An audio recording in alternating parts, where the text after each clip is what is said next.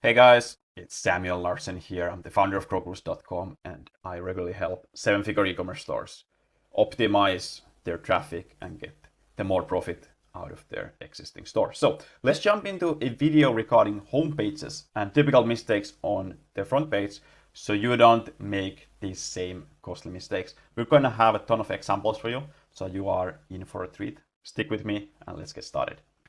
So what I have here is Amazon's front page, obviously. And traditionally, the goal of the front page has been to guide people further down the store. And Amazon definitely has this goal with their front page. So ton of collections, ton of products, suggestions, etc. Now, as a small merchant, or a smaller merchant rather, you are not Amazon. So you cannot one-to-one copy what they are doing. But it's good to understand the principles behind it. And here, what they do is they, of course, have an existing relationship with the customer, or at least the customers are very likely that they already know them. So they don't need to explain what they do, how they do it, and why people should buy from here. So from their perspective, the job is easier for Amazon as it is for you. So already the odds are stacked against you. However, you do have some unique advantages here where you are likely selling a narrower product line compared to Amazon. So they can be forced to take this approach a little bit. So the first mistake is that the homepage just doesn't make any kind of a stand. So here, Amazon could be, from a small merchant perspective, making a mistake where they are not from their perspective for sure. But here's an example of a store, which might not be the prettiest, but works and explains their product well. And they are definitely making a stand. So this is a clear explanation, catches the majority, and then achieves that goal. So here they achieve clarity with a good, easy to understand value proposition, and then they back it up with the three value proposition stack here. So from this perspective, this is something that you can understand just a minute, even though subscription services are quite complicated. If you want to read this through, you're free to pause the video and check it out. So compared to the Amazon example here, for a small store, it is almost like their second About Us page. So they have an additional purpose to fill here, and it's just not feasible for them to shove more and more products to people's faces, because they also need to get that trust built, etc. So it's good to think of it not only as a guidance to other products on the store, but also a little bit of a window for new shoppers, and it just needs to be clear and well explained. Of course, there are exceptions to this. Some are coming up, Black Friday and Cyber Monday type of things, and of course promotion periods.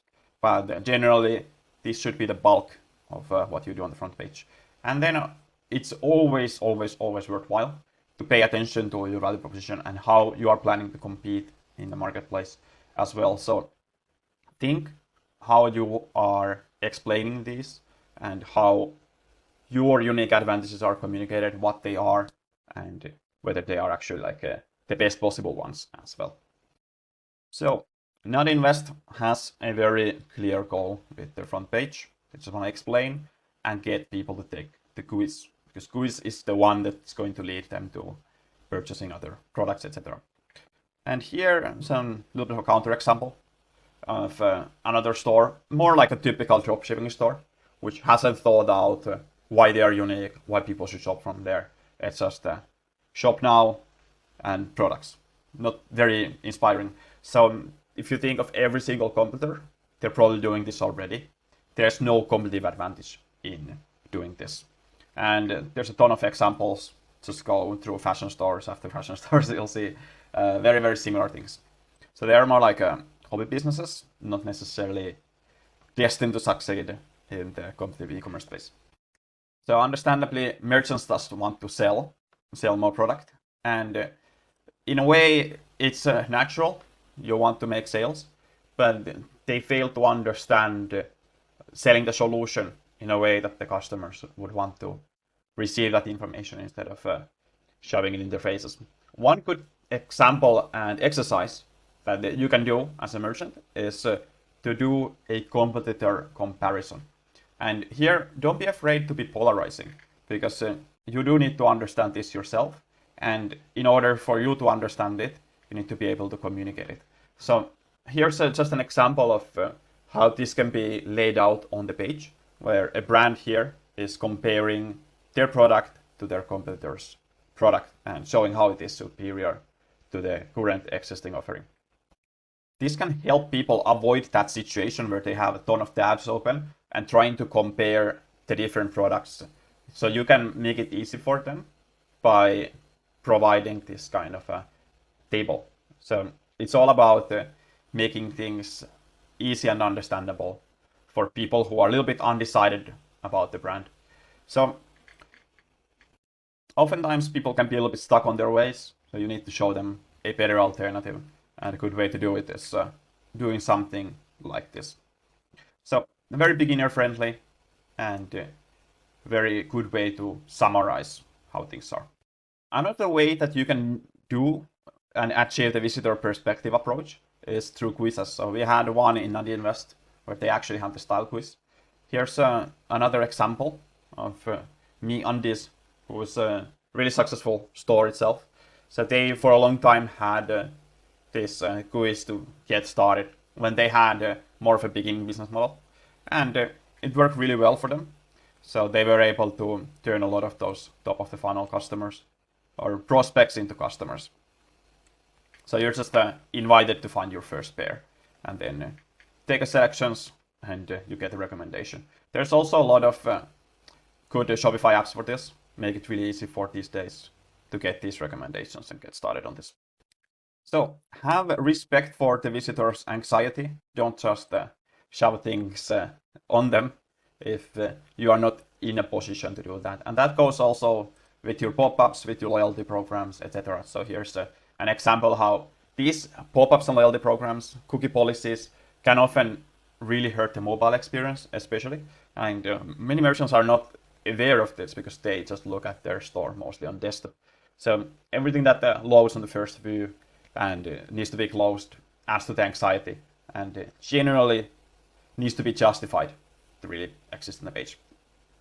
And lastly, in order for you to make things very easy, seek to understand the common paths that people shop. So usually it's a good idea to have best sellers, for example, on the front page. Like here, they lead with their best sellers. And then also, okay, it's holidays now. So they show some holiday related wine options.